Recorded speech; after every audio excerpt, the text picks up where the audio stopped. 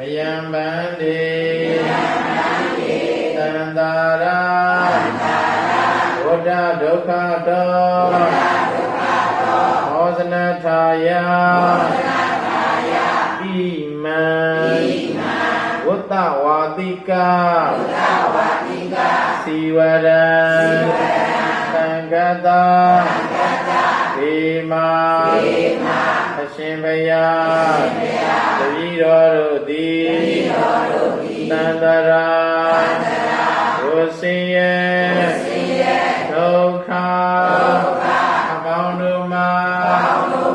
ကင်းလွတ်ထွံ့မြောက်ပါရခြင်း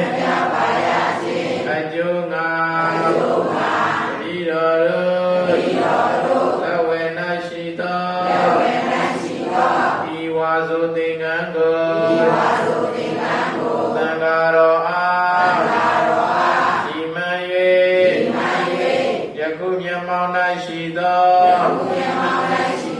အရှင်ဘုရားအားလူရမ္မာဤသက္ကပ္ပါဤ